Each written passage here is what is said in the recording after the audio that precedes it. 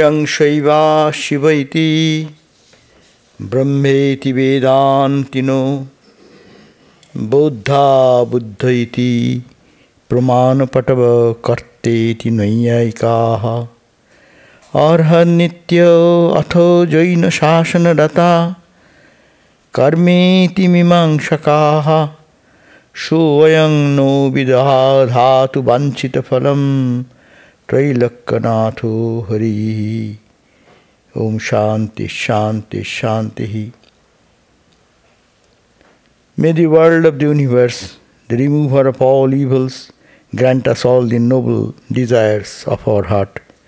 It is that one Lord of the universe, whom the devotees of Shiva school worship as Lord Shiva, the all auspiciousness, the Vedantins as Brahman, the Buddhists as Buddha, the followers of Nyaya philosophy as the agent and or doer or karta, those who are devoted to the doctrines of Jain philosophy as eternal arhat, the ritualists of the Vedas, of the Mimamsa school as karma, the followers of other spiritual traditions call in different names and attributes as God, Allah, etc. We offer our salutations to that reality and that reality alone. Om peace, peace, peace be unto us all.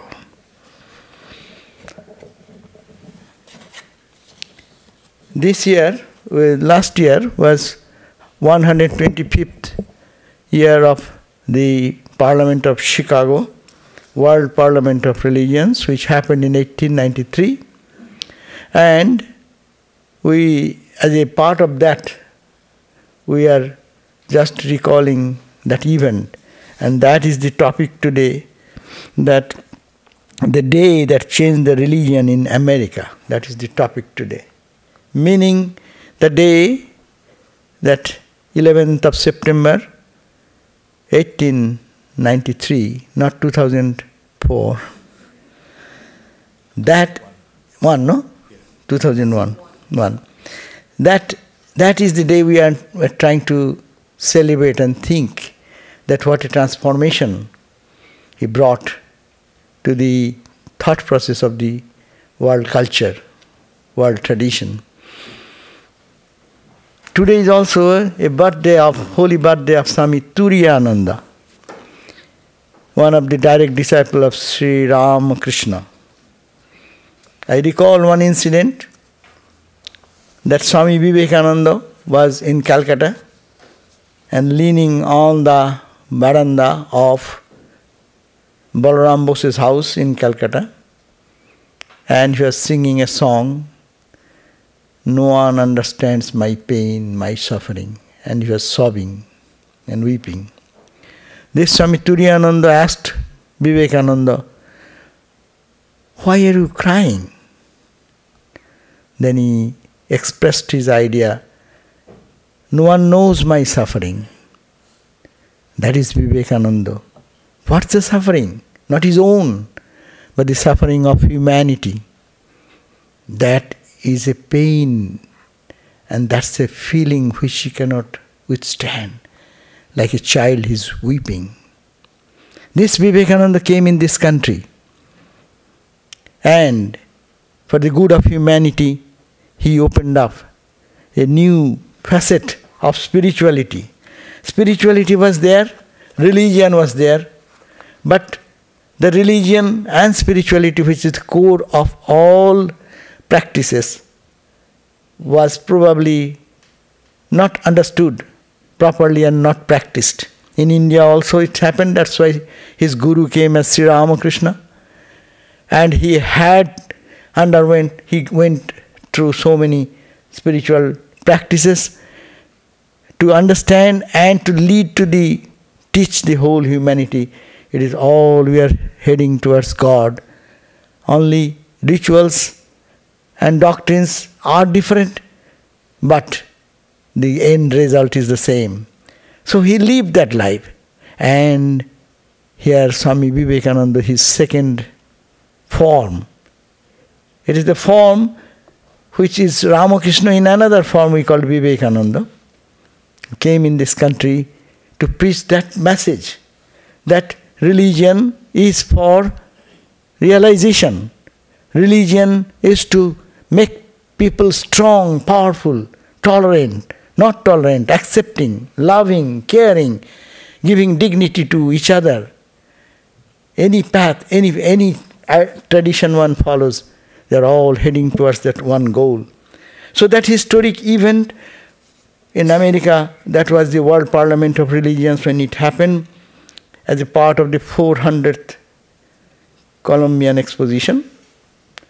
And first time in the history that civilization of human civilization, such an unprecedented event happened where religions of the world gathered together for finding some common grounds. And thanks to the organizers, the purpose was set for this is that to bring nations on earth into a more friendly fellowship in hope of securing permanent international peace. That was one of the purpose of this Congress.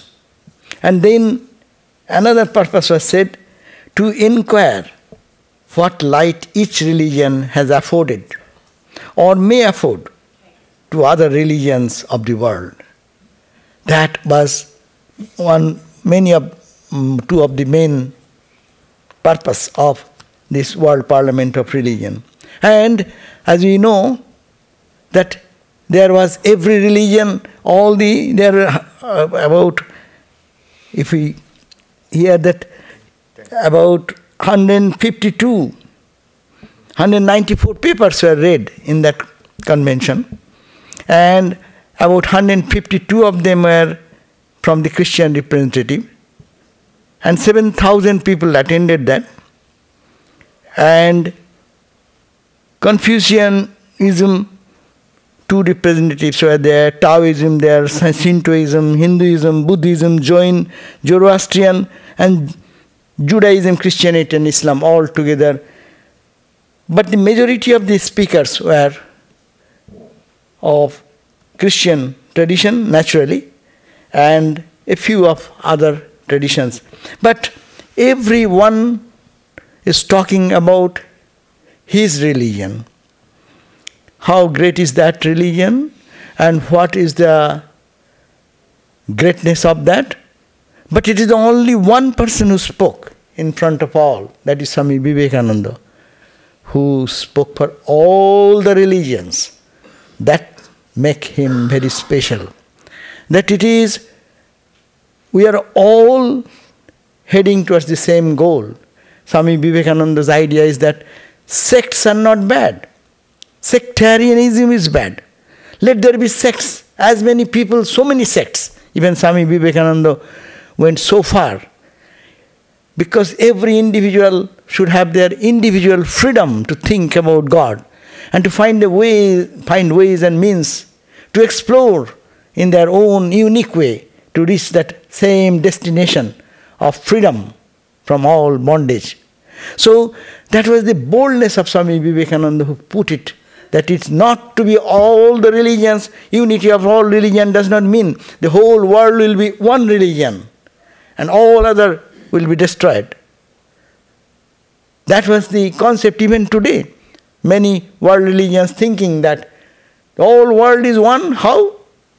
All religions will be destroyed. Only one religion, my religion, will remain, and everyone will come into my pocket, and then the whole world will be in peace. So that even thinking of that idea is a horrible idea for the question of peace. All will have to eat one soup. You cannot have any other diet in your cooking. So that was Swami Vivekananda who boldly said, no, that freedom should be there because each individual is unique And they have their unique path to reach the same goal. So, he represented this idea, that's why it was so unique. He talked about eternal life, life of eternal freedom and life of sin to divinity. It is not sin. The world was suffering from the idea of sin, and sinner. Rather, he put this idea that no one is a sinner. We are all divine, we are all children of divine bliss. Ye are the children of divine bliss. His appealing lecture. Ye sinners, he says, it is a sin to call a man sinner. Ye children of divine bliss. What a call! It arouses the inner potentiality, inner strength and inner purity in us and lifts us into another flight of our life. So that was the uniqueness. Then always talking about the ever pure nature of ourselves and to rise over our trifles of life. And majority of the main concept of his idea, if we can sum up, he's talked about the divinity of the soul. We are all divine. Purity of our real nature. We are able to manifest that potentiality in us by conquering the external and internal nature of our nature, internal and external nature. Rising above that glorious power, that glorious strength, not yet manifested, but it can be manifested by each one of us. We have that power. So that takes us from the miserable condition of our, depression and helplessness, hopelessness. We are not hopeless people. Here you stand before Swami Vivekananda.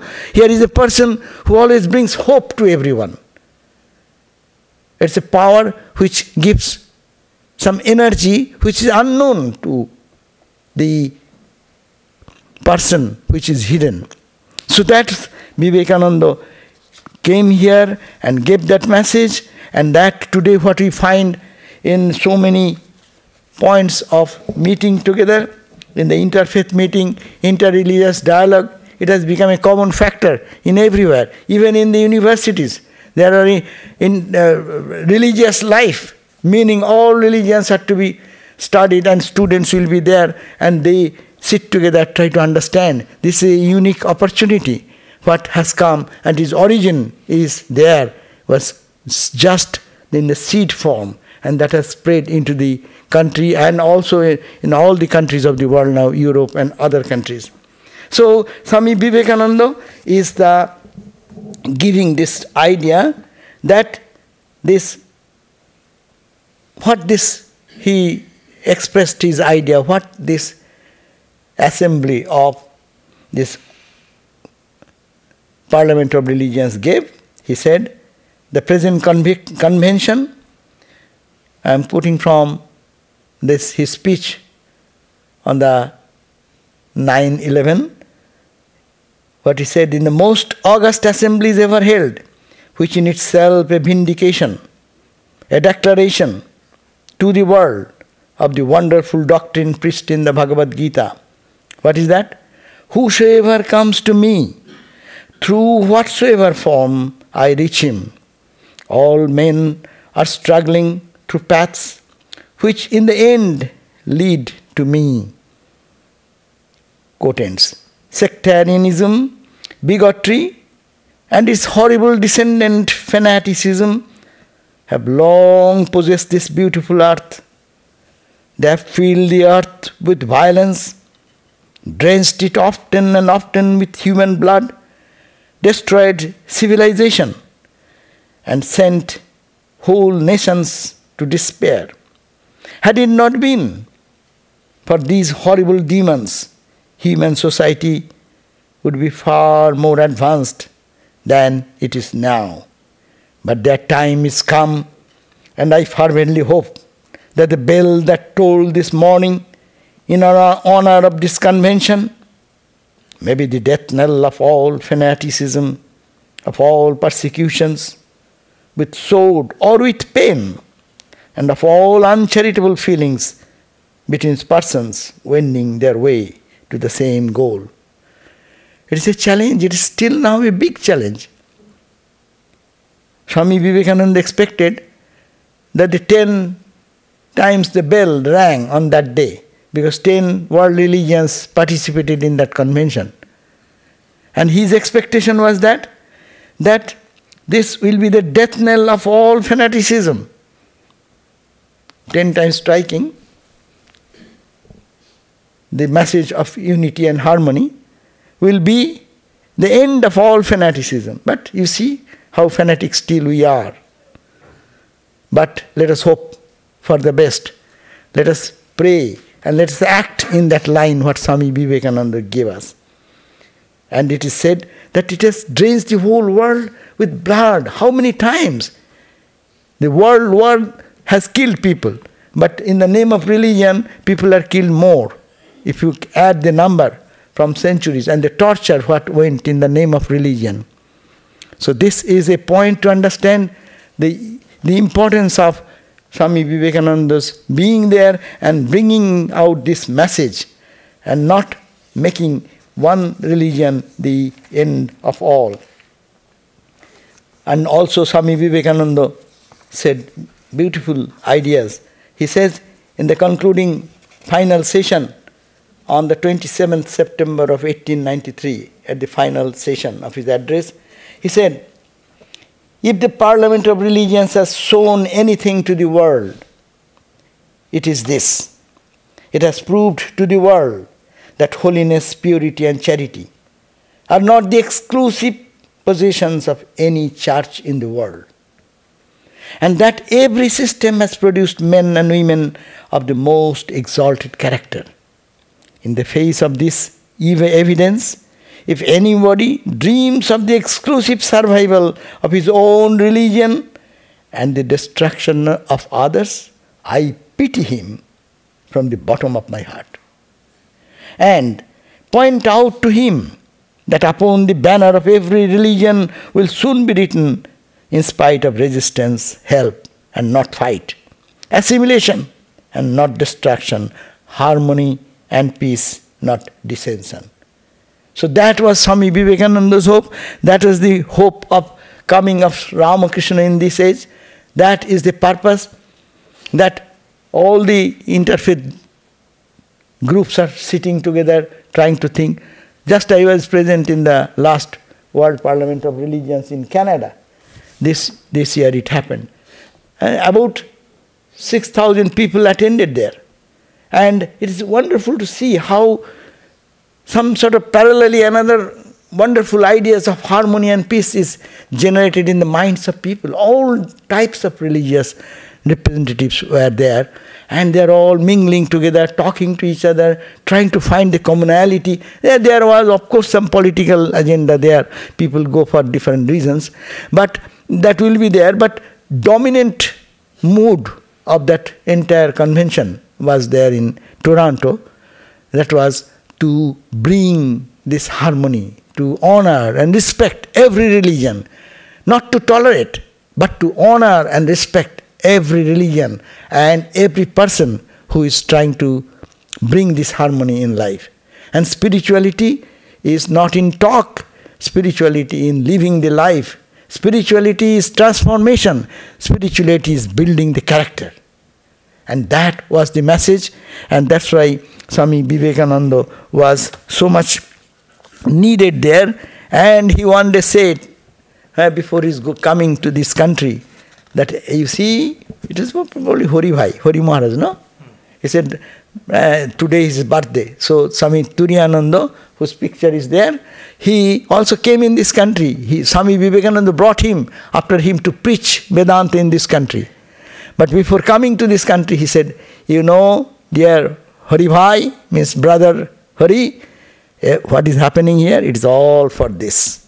He pointed out towards him. He said, who knew that it is really, how can one think that way? Everything happening in the Chicago Parliament of Religions, all the platform, everything, all arrangement is going on. He said, it is for me, this way. He did not say me, but it is for this. So it is a very great, it is a great contribution, and really it has changed the thought process of America, Europe and the Western country. It has tremendously changed the thought process of India also. India had that tremendous spiritual wealth, but under the poverty and lack of education, that was not manifested. So he gave a boosting to India. Because of his coming only it happened that he gave a boosting to India, and also gave a boosting to the West. East and West, he wanted a perfect blending. As he said that as Buddha has a message for the East, Vivekananda said, I have a message for the West. And that message is a message of strength, power, energy. That is the power to stand on one's dignity and to love and respect each other. So today, so far so, I speak every time. Today is another opportunity. I will introduce our assistant Swami, Swami Sattamayananda, whom you are seeing here. So this is a great addition to our work here, and we are waiting for some Swami to come for a quite time, and ultimately our headquarters, Belur Math, was kind to send him. He is Swami Sattamayananda. He joined the order, Ramakrishna order, in 1988 in our publication unit in Mayavati. It is called Advaita Ashrama. And that's also Swami Vivekananda created that Advaita Ashrama. Not Dvaita, Advaita, not Dvaita. Advaita, non-dual place where people will think of the absolute oneness. It is the high Himalayas. So the Swami joined there, its Calcutta office, and he was initiated by our revered President Maharaj Bhuteshanandaji. He was initiated by Bhuteshananda Maharaj. He had his brahmacharya from Bhuteshananda Maharaj, his sannyasa, the monastic vows from Swami Bhuteshanandaji. And he served mainly in Advaita Ashram, joining from 1988. He was there up to 1993, and then went to our seminary. We call our seminary in Belur Math, and he was there 93 to 95. Then he came back, and again he was sent to Advaita Ashram back. And then he lived there for 2000 up to 2006. And then he became the teacher of the seminary where he was sent before. So he was called Acharya, or the teacher in the school, our training school we call Brahmachari training school. He served there from 2006 to 2009, and then he became before that he was the city editor also of our magazine Prabuddha Bharata, English journal, which is established by Swami Vivekananda. And he then became the editor of that same magazine from 2009 to 2014 for 5 years. And after that, on the 2014, he was made the head of one of our center in Kanpur, in Uttar Pradesh of India. And he was served there till his joining here. So he has come only about a month, not your date of month and 10 days. So I am very happy to introduce Swami Sattamayananda before you, and then you will get to know him, and he will be coming regularly, and he will be speaking here, and we welcome him very much, and I invite him to speak. Thank you. Yeah.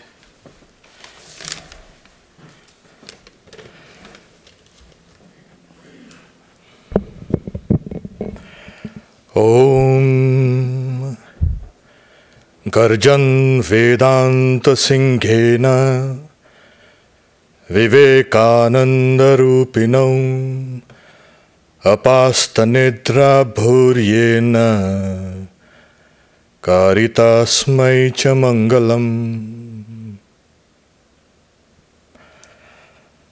I salute that Vivekananda, who, as like the form of a lion of Vedanta, rose and dispels the darkness of ignorance from our lives. That was Vivekananda. And as Swami mentioned, today is also an auspicious day for us all, because it is Swami Turiyananda's birthday. He lived and worked in these areas, mainly in San Francisco, for a very long time.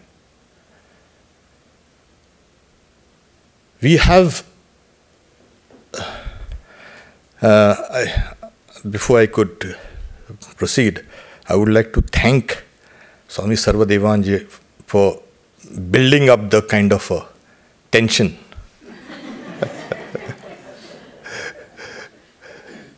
And I have been looking forward to speak in Santa Barbara, visit this place, not for the last a month and a half or something like that, but I've heard about Santa Barbara for so long. And I heard about the wonderful nuns who are here, and I was so delighted to meet them, all of them. And this place is so vibrant, so vibrant. It is a kind of an honor and a privilege to be here, speaking to you. And I'm nervous.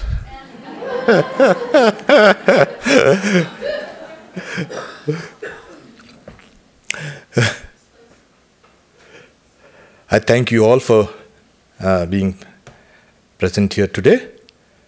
Swami Sarvadevanji has given us the gist of Swami Vivekananda's mission to the West.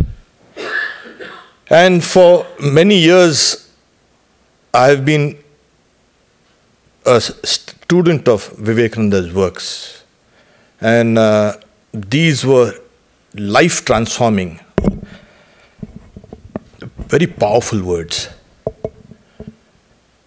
One of the things that he mentions, and many people cannot catch it at the first reading or second reading, is he is very clear that there was an ancient people, one branch of that family went down towards Europe, and another traveled down to India.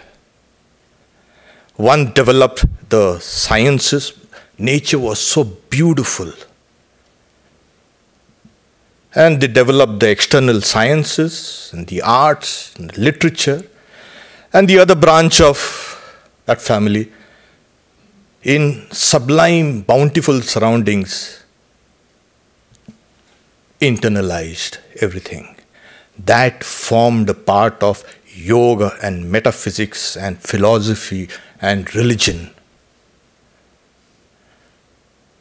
There have been interactions between these two branches, but more on a commercial or rather economic, very little philosophical, because in Alexandria, Indian thought had percolated there because of Indian tradesmen, Buddhistic monks. Hindu thought was discussed in these great libraries, and their manuscripts were copied down. And we know Plato had been to Alexandria, and Greek thought was in fact Greek thought and Indian thought and even Persian thought. It was kind of a fusion. It was one of the greatest places to be in.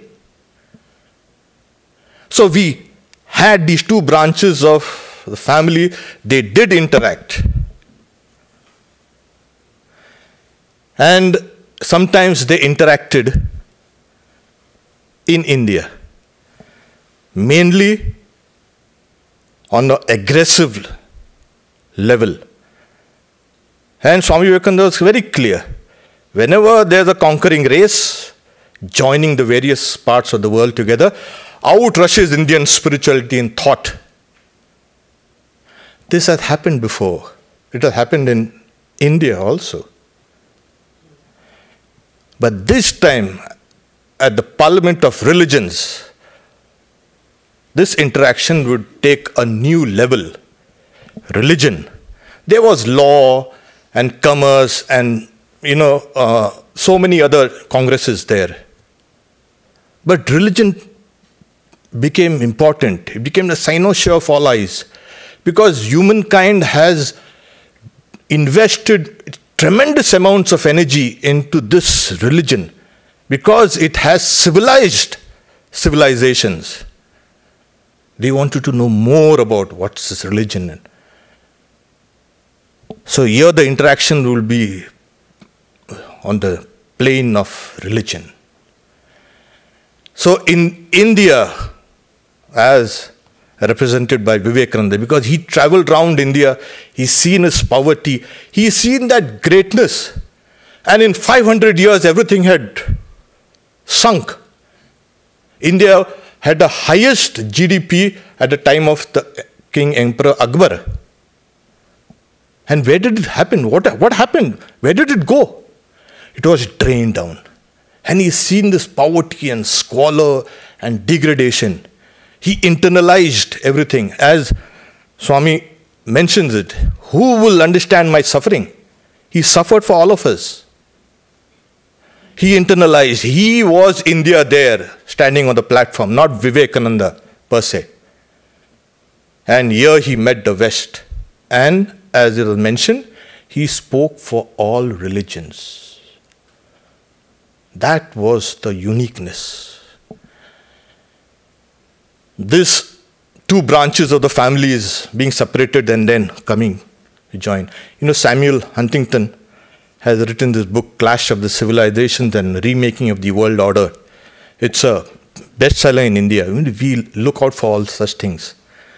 I'll take the second part as really good. Remaking of the world order. That was Vivekananda's mission. And clash, I think we have passed many stages. There have been religious wars, and the suffering that the world has seen due to religion has more or less passed. We don't need to dwell on that. The West and the East, science and Vedanta, is going to meet for a new world order. That was what Vivekananda's mission was. Religion will become dynamic. It's not that static, that do-goodism, ritualism, and all these things. It must make a man or a woman free. That is religion. That is realization. That is what Vivekananda preached. If religion makes you weak, if religion makes you divisive, if religion makes you selfish or jealous, that is not religion. So he wanted these two great experiments in human development, the internal as well as the external, to come to fuse together, and this fusion is what we are just seeing a glimmer of it. The world will see much more development in these two areas. And it's true, religions have come together and can debate on one platform. And it's also true that science also has come on this same platform. There was this William Jones. He was a judge, first at Chennai and then at Calcutta in 1738. And he was a linguist, and he found Sanskrit words and some Indian languages are corresponding to French, and Latin, and English, and German. So he said, who borrowed what? Nobody borrowed it. People retained some of those old root words. And that's why what we have today is an Indo-European group of languages. And the uniqueness is, Max Muller says, he relates a story, I don't know how far it's true, but Socrates, he meets a Brahmin in Athens, and the Brahmin asks him, what is your study? He's saying the greatest study is the study of man.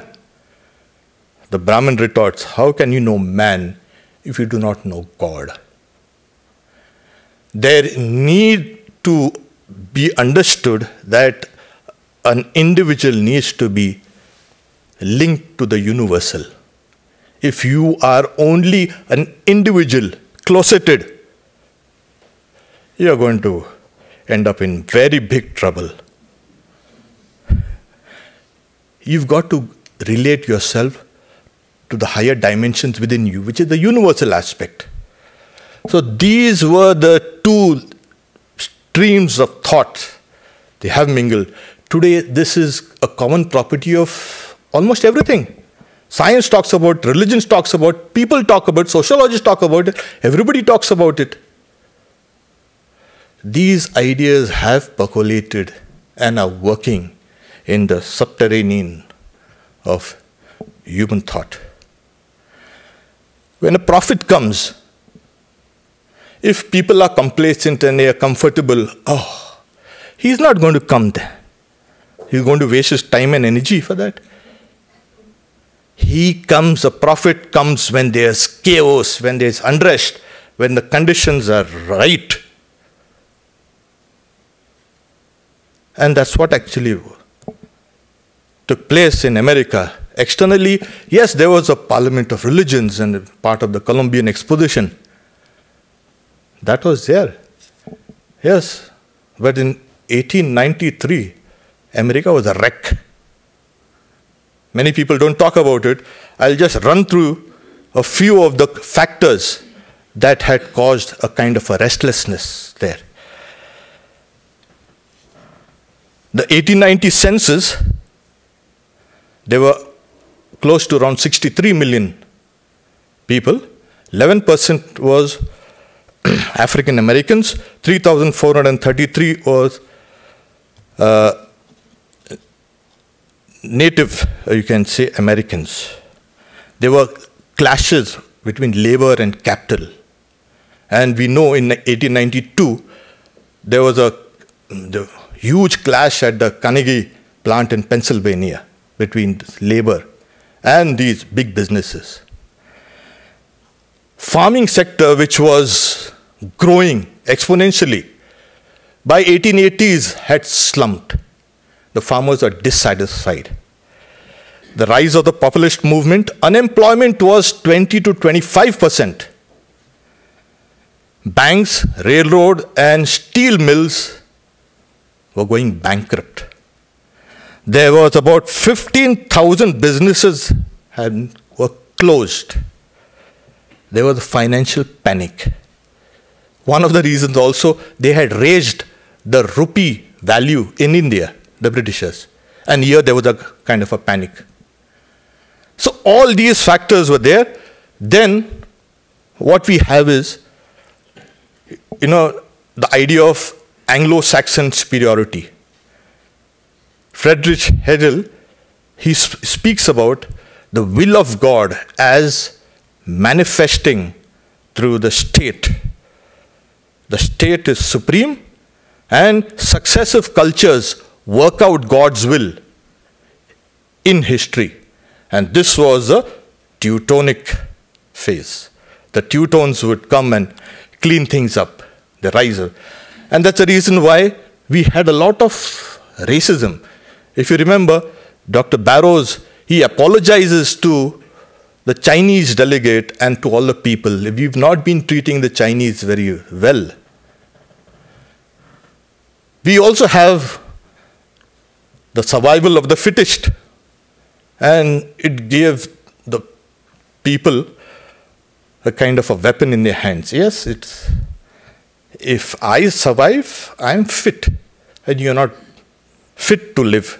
That was some of the current, you can say, trends, not dominant.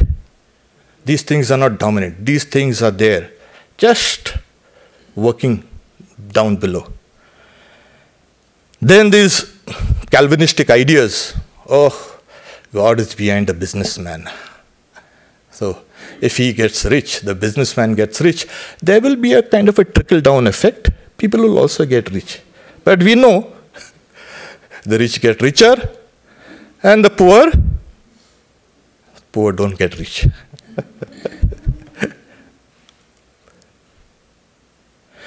We had a transcendentalist, but their impact was very limited to the learned and on the East Coast. We had the come-outers, Mormons and Shakers and all these people, just come out of this, come out of society. We don't want this kind of society. So there was the kind of a religious ferment also going on. We also had these, there were 200 religious denominations, 200 religious denominations there in, all vying for support, all vying for donations. Charles Darwin's Origin of the Species was published, and that shook up a lot of complacent religionists. And naturally, there were the German scholars who brought the higher criticism regarding the historicity of the Bible. And they found that the whole thing was a...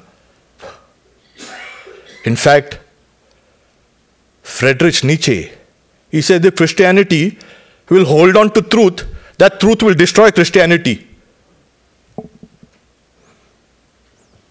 He's saying that is where he was trying to clarify certain ideas about the state and about religion. You know, it talks about God is dead. And we take that, oh, God is dead, my God, thank God, to some people. But he says, we have killed him, and we don't have enough water to wash that blood off our hands. If Christianity dies, then there will be a rise of communistic ideas. And a century before there was a rise of communistic ideas, he predicted the whole thing. And it would have a domino effect on society. People would be killed. He was envisioning all these things. So he had warned the people. People were now in a state of kind of a confusion. What exactly is this? Everybody is talking about their religion. The Baptists said, we cannot attend this Parliament of Religions. How can you have a level playing field? It's not possible. 10 religions? There cannot be 10 religions. There can be only one religion. There were many Roman Catholics also who boycotted. The Russian church boycotted. A Russian prince did come to represent his country, and who later became quite a fan of Swami Vivekananda. We had the Archbishop of Canterbury saying it's not possible. How can you have these heathens here and we'll discuss religion? It's not possible. It was supposed to be a kind of a heathen show. And as Sarvadevanji says, he tells Haribhai, whatever you see happening there in Chicago, it's for me here. Another brother disciple, he says, I could see Vivekananda's power that has built up so much it would go to revolutionize the world. When Sri Ramakrishna struck down with cancer, he wrote, Jai Radhe, Prema Moye, Naren Shikka Devi. Naren will teach the world. So Naren said, no way. No way. What is teaching, preaching? He's saying, your very bones will do it for me. And here appears Vivekananda on American. First thing you notice that Vedanta can be preached more effectively in America than in India. Because he says, quote, they are brash, but they are open to new ideas, unquote. So that's a huge compliment. But he also says, their ideas of religion are stunted. If you can cure diseases, show some miracles, or if you can open some avenues to make money, then you are a religious person. Otherwise, what's the use of religion? Or you close your eyes and keep on muttering something. What's going to help? It's not going to help anybody. Of course it does. So here we have Vivekananda. He sees that this is the place where he is going to give his ideas of Vedanta. And he had come with the highest, you can say, realization. The highest realization possible in a human body is Nirvikalpa Samadhi, where the knowledge of Brahman flashes. That is, he had acquired. And he comes to this land in the state of a Paramahamsa. He was not ordinary like you and me. He was a divine being. He was a prophet, and Sister Gargi mentions it. Consciously or unconsciously, he was fulfilling the function of a divine prophet. We see Vivekananda, nice monk. Huh? No, it's there. But that's a partial picture. He was a colossus, spiritual colossus. And here he comes. India was not yet ready on a mass scale. Vedanta was lived, religion is lived there.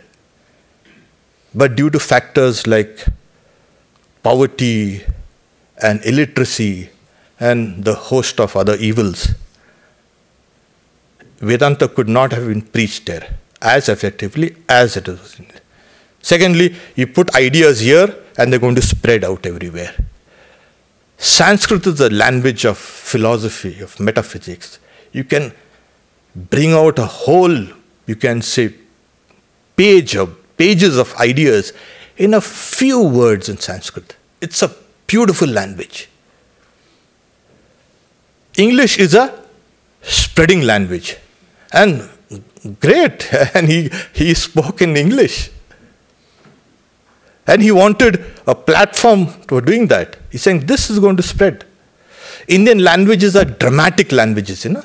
You take a small kind of emotion and you come and play round and round and round and you'll get bored. If you see Bollywood movies, you can get an idea of this. Well, Hollywood movies are direct action.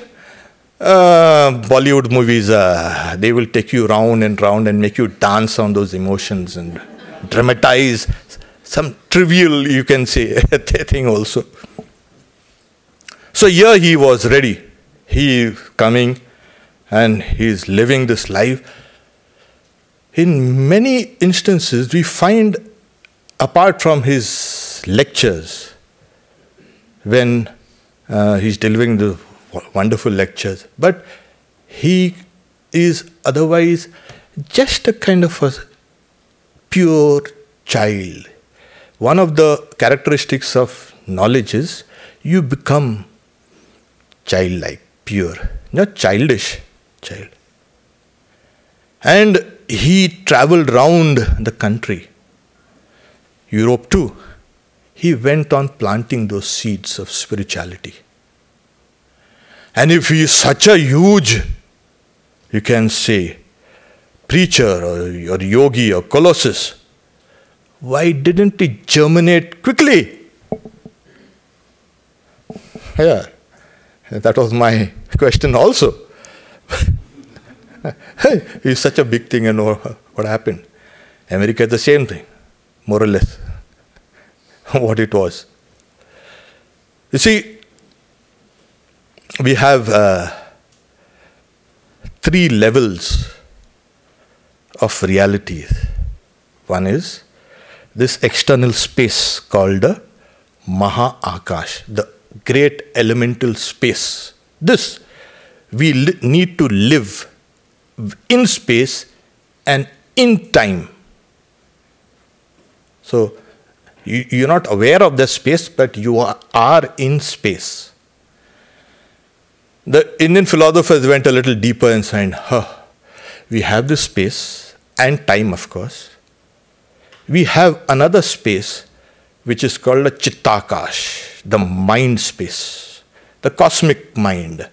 It's a huge mind. It dwarfs this elemental space. And they dug further, they found there's another space. It's called Chidakash, the knowledge space. All 3 are there in us and around us. When Swami Vivekananda used to lecture, he used to go in a kind of a trance, a kind of a higher mind. He used to lift in there. Many times the speakers used to say, we just listen to those words. We've lost our sense of individuality, and the words come and we are lifted out of our mundane lives. He could lift the minds of the entire audiences. When he used to teach, he never taught it from this ordinary mind like what we do. He lifted his mind on a high note. That is that level from where all scriptures arise. All scriptures of the world have not been written by those who are on this conscious plane. They take their minds up to the superconscious plane and then they speak. Swami Vivekananda used to raise his mind up to the knowledge space, Chidakash, and speak. And when he spoke, he transformed that knowledge space. And that knowledge space, obvious domino effect is on the mind space, the cosmic mind space. And that cosmic mind acts out on this elemental space. Here we have this whole thing. That's why it's taking so long. Thank God it's taking so long. Because whatever rises, poof, it also disappears like a poof. It fizzles out. But that which comes in slowly has a permanent effect on this world. And Vivekananda is that. He has forever changed. Other people, they try to grab this kind of fabric of reality and try to change it. Let go and it's back in place.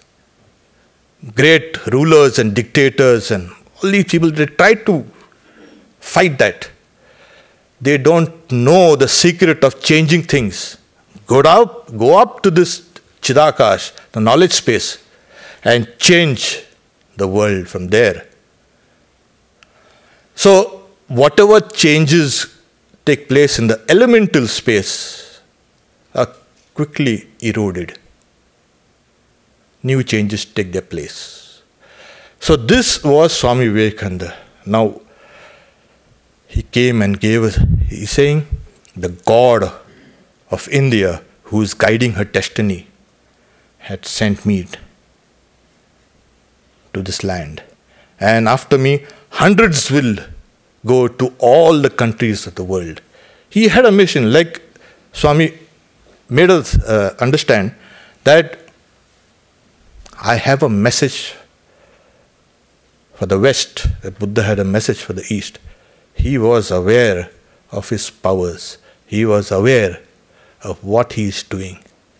There's a verse in the Bhagavad Gita that says, Janma karma chame divyam. My birth and my works are divine. And that's how in India we look at Vivekananda. Not he who brought yoga to the West. And you see everywhere, especially in California, everywhere there's yoga, yoga, yoga. And when I first came here, what's this yoga? It says yoga. Of course, the English word yoke comes from that same word. So here you are. There's a proliferation of ideas. The transcendentalists picked up a little, and even these Christian scientists, they made a hodgepodge of some ideas here and there, all these things. But now it's coming out in a very steady stream. There's a combination of both for free society and religion that will make you free. You say India put its chains down on society, and society became stunted as a result. In the West, people put their chains around religion. That's why it was stunted. The fanaticism. Take the chains of religion in the West, take the chains of society in the East, and here you have a remarkable combination. A human being is one of the greatest, you can say, creations. It's a tremendous creation. Because in that human being is the cosmos. And Swami Vivekananda, in one of his realizations in Almora, he realized the whole cosmos in an atom. The individual and the universal are two aspects of our personality. We need to shift our center of gravity towards the universal. And science is dragging us down to that. You cannot stay and be a kind of a static, crystallized individual for long. There are universal forces drawing us out. This is a religion of the future. And as we know, it changed religion in India too. Yes. It's the day religion changed in America, it changed in India also.